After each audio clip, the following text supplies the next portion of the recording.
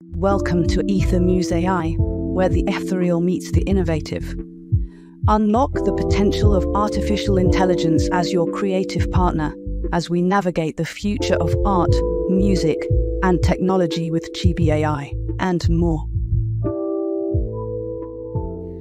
Hello everyone, and welcome to my channel, Ether Muse AI. My name is Nicole WK, and I'm going to share with you a few of my favorite things about the new Chibi AI. So quickly, Chibi AI is a workbench. It's an AI workbench, and it's capable of helping you with any number of things. Storytelling is just one of them, and that's the one I'm going to focus on today. I am going to continue to make videos like this about different types of ways that I've used Chibi, and I hope that you will see the value as I do. So this is a story that I have sort of co-written with Chibi as a sort of, it's really a test. It's not anything I'm super serious about, but it is perfect to show you what Chibi is capable of in this space, in the topic of storytelling in fiction. Actually, this is really just a drop in the bucket.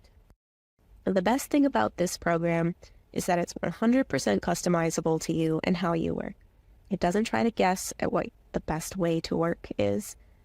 It lets you use your own creative process, and it assists you in that.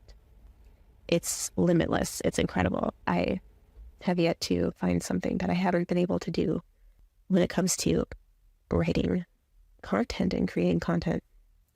The number one thing that sets Chibi apart is that there are these things called actions. It's this fabulous little lightning bolt here, and I've got a few that I want to show you today. So we've got this character builder action, and I'll show you what this looks like, but I just want to talk about other things first.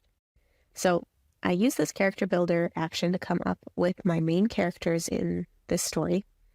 It's a fun little action, and you know what? Okay, here, I'll take you through it real quick and then show you what it is. So when I hit this play button, this window pops up. What type of character do you want to flesh out? Tell me everything you know you want this character to be, and I'll help you flesh out the rest. So that's something that I set up for it to say. This isn't something that just comes with Chibi. This is something that I built within Chibi for myself, right? So I tell it what kind of character I want, in this case, a cat.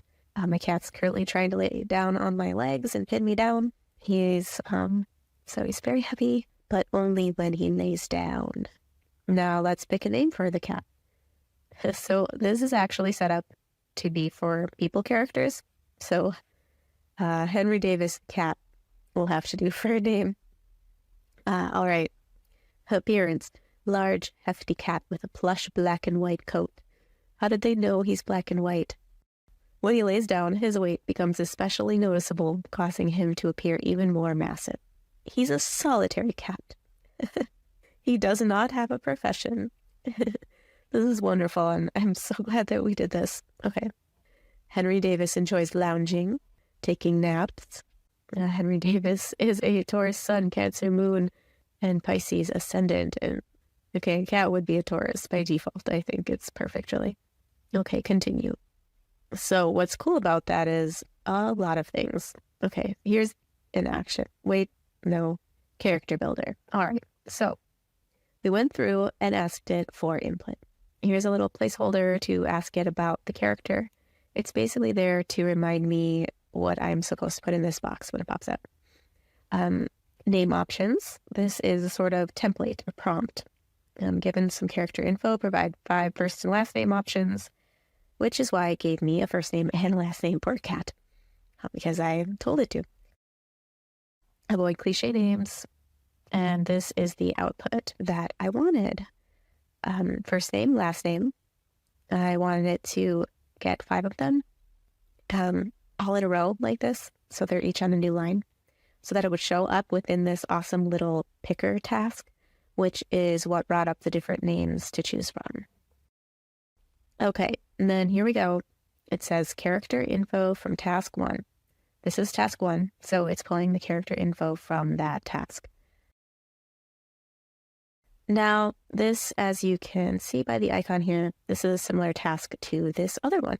They're run templates.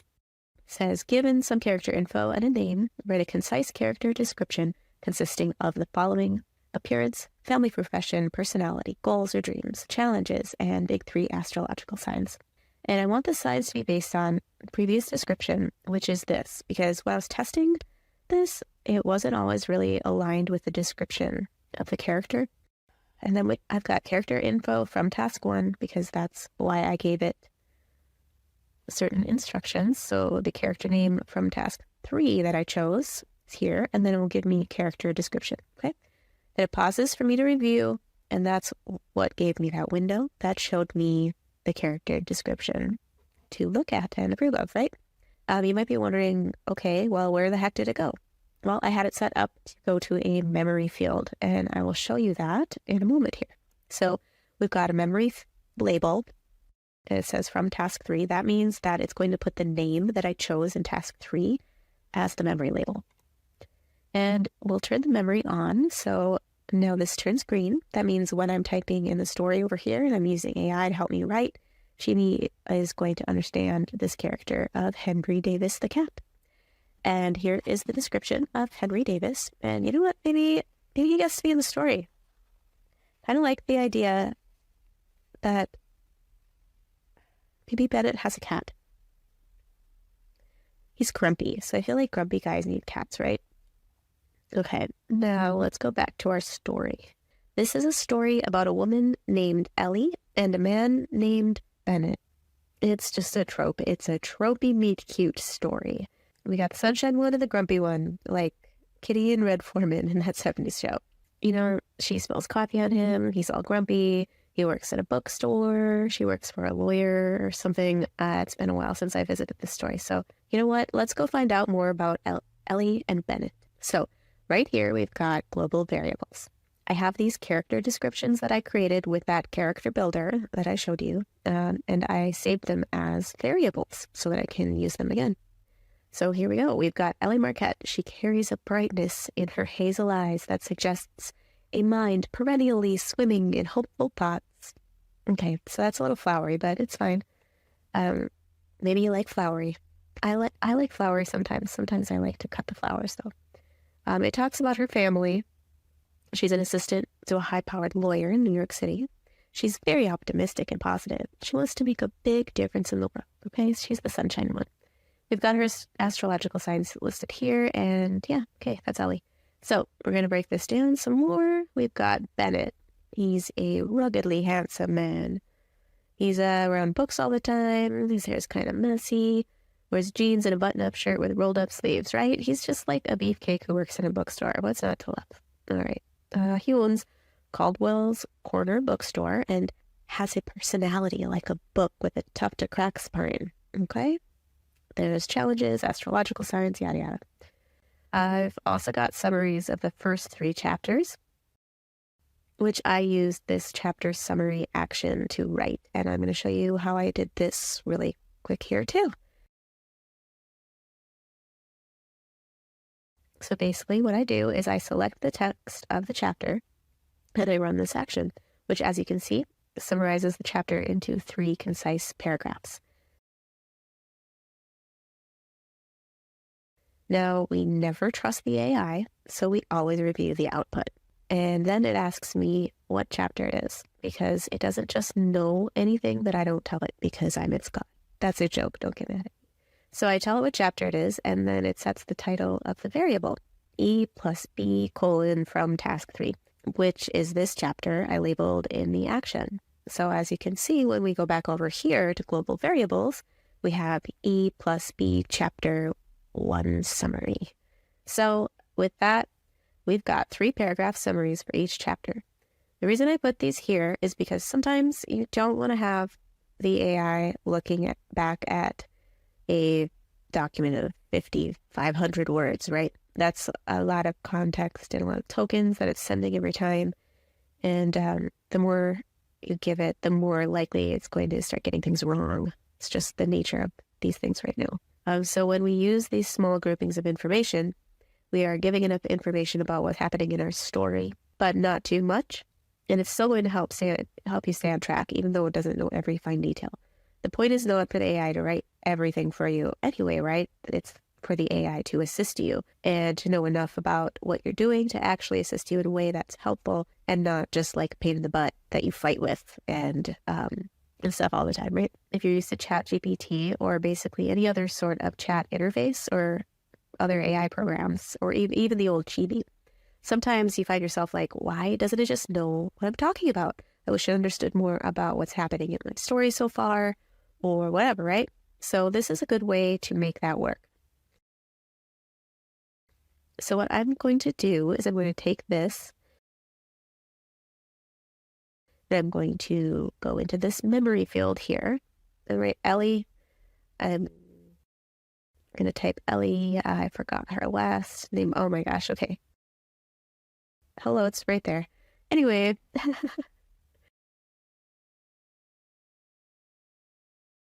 So that's going to reference my global variable. Let's get Bennett Caldwell in here too.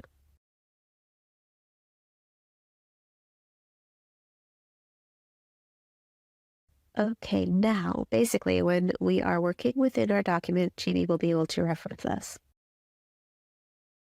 I hope that tracks for you. Okay. And then I'm going to do the chapter summaries as well. And there are a lot of different ways you can do this. I could probably put them all in one memory field. I could put them in their own, but I think this will be fine. So now I'm just going to try and decide what to label this. How about story so far? So another way to do this is to use the variable picker. If you don't want to type it out or try to remember your variable labels all the time. So now you have learned 2 quick ways to get that done. So another cool thing is when you have these headers, you can go to this little H and it opens a table of contents. And you can click through to the different points within your story or your document. So here we are at chapter 4. Now, what do I want to do? Where do I want this story to go? I'm kind of unsure about what I want to do next. And so guess what? We have an action for that. Another great thing about Chibi, I'm just going to keep saying that, is that you have no doubt noticed there are many ways to accomplish some of the same things. So I have some actions favorited, including the character builder one that you saw. I've got continue scene. I could just continue from here, but I want to start a new chapter. And we have where to go next, decide where to go next. So that's fun. Let's do that. I don't know where to go next in my story, so here we go. Let's see. Ellie decides to wait for Bennett to finish with the teenagers. No, she left already. Okay, Ellie returns to the bookstore the next day, hoping to continue the conversation. However, she's surprised to find the shop closed and for sale. Yeah, no, that's not likely. Ellie confides in her best friend about the encounter. Ellie and her friend have a heart-to-heart. Sure. Yeah, okay. So hit that button and boom, it acts like a prompt. What's cool is it also looked back at what I had written before. And in this case, yeah, it did look back at that 5,500 words because I forgot to put a context break in there. Whoops. So in chapter 4 of the story, they're back at the bar. Okay, it seems like they're having a nice conversation. So I'm not going to read into everything that it wrote right now because I just want to show you how it works. I like to get rid of the last paragraph all the time because I don't want it to wrap it up for me, right? So let's just get rid of that last paragraph. Get out of here. So next, I have a couple of options for continuing. I continue the scene with an action I've built, and I'm going to do that. No, wait a minute. No, I'm not. That's not what I want to show you right now. So I hit that button. That's the right button. What's great about that is that means Chibi kind of takes it from there, right? Not based on any instruction, except to continue. Chibi writes based on the AI role that I have chosen, and let me show you the one I'm talking about. So this is a creative writing role I've set up. I fine-tuned myself. There's many different AI language models that you can use. I'm currently using GPT-4 for this one, apparently. This is like I said, my own fine-tuned personal role for writing this type of stuff. You can tune it to be whatever you want, however you want to write, whatever you want to emulate. which is to say Chibi does not write like this by default. Chibi writes how you tell Chibi to write. So it wrote another 318 words because I have the token set up kind of in the middle. The token allowance doesn't need to be maxed out for this because I don't want it to write paragraphs and paragraphs and paragraphs. I just want it to write a decent chunk. So it did. And I will again delete the last paragraph because I'm using OpenAI, who likes to wrap everything up in a nice bow at the end of its output. Ellie leaves the pub later that night, and her steps are lighter. She's filled with hope. Wonderful. Okay. How about we want to read a little bit about Henry Davis, right? That's his name, right? Henry Davis the cat. Right. How about we continue the scene? But okay, so Ellie goes home and feeds her cat, Henry Davis. She talks to the cat about meeting Bennett, and the cat responds like a cat would. Oh, look at how fast it writes. Gosh, I just love it. All right, so this is adorable. As if in response, Henry Davis gives her a disdainful look, as if to say, I'm only here for the food, human. That's cute. Okay, so let me show you a couple more things. Let's get rid of the last part of this sentence. Now you'll see we have this write button has changed into a finish button, and it will just finish the sentence for you. I don't know. Do you ever get in the middle of a sentence? You just don't even know. You're like, where should I take this? Hit the finish button. If nothing else, it will show you what you don't want, which is going to help you figure out what you do want. What should I do next? Maybe you don't have that handy action, or you haven't built it yet, but you need your creative writing partner. And this, I think, is especially good if you're used to working with something like ChatGPT. Chibi also has a chat option in the side here. So here are different context layers. So you can have it looking at the in-document context or the document and the memory. I prefer to just leave it on in-document if I'm chatting about my document most of the time, unless there's context that I only have in memory. Just keep in mind, it will also be reading your chat history eventually too. So let's say, what are some options for where I should take this story next? Oh, you know what? I had it set up to be the creative writing AI role I was using in the document, so it's actually just writing more of the story for me, which I guess is fine. That's something you can do here if you want to do that. Maybe that's how you're used to doing it, so you like it. But I just hit escape to stop it because it's not what I wanted to do. So instead, I'm going to use this blank role. I call it that because I don't have any instructions in the AI role. It's sort of just kind of a default. This is how this specific language model works. Sounds like Ellie is at a crossroads in her life and ready to explore a new relationship with Bennett. In the end, the most important thing is for Ellie to stay true to herself and follow her heart. Oh, that's nice. Okay, what are some plot ideas? Ooh, first date. Okay, friend intervention. It's way too early for a family meeting. A catch. Oh, that's cracking me up. Oh. Oh yeah. Remember I said I wanted Henry Davis to be Bennett's cat? I just had the best idea, and now I can show you another fantastic tool. I honestly could not have planned this better. I'm going to highlight this text right here because I don't want him to be Ellie's cat. I want him to be Bennett's cat, right? So I'm going to hit this magic little button, this magic pen icon, which matches this other magic pen icon in the Edge tools.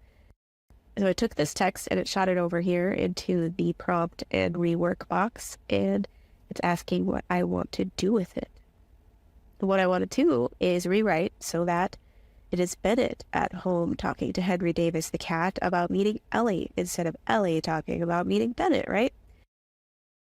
And because the prompt and rework box doesn't see the document and doesn't have that context the way that, say, the chat does, I'm going to give it some additional context here. And so I'm going to use the variable picker, and I'm going to add the chapter summaries and see if that's good enough.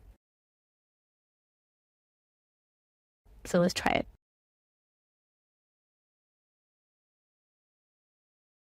Oh my gosh, it's perfect. Honestly, it's times like these I just want to hug Chippy for making this so easy and doing exactly what I wanted. How often do you feel that way when working with AI apps? Because I don't know about you, but not nearly often enough for me. It looks like using Chibi. So now I just hit this button right here and boom, it's replaced in the text in the document. This was really fun, and I hope that you enjoy this fluffy, neat, cute trope, or at least learned a little bit more about how you can use Chibi for storytelling. I'll be recording more videos like this one, highlighting Chibi and some other AI apps too. So make sure to thumbs up and subscribe if you found this useful or enlightening, and hit me up in the comments and over on the Chibi Discord with questions if you've got them. I will put links down in the description. I used PlayHT to generate the voiceover in the intro, and the intro music was generated with Suno AI. Links to Chibi, Suno, and PlayHT are also below. Thanks for watching, and we'll see you next time.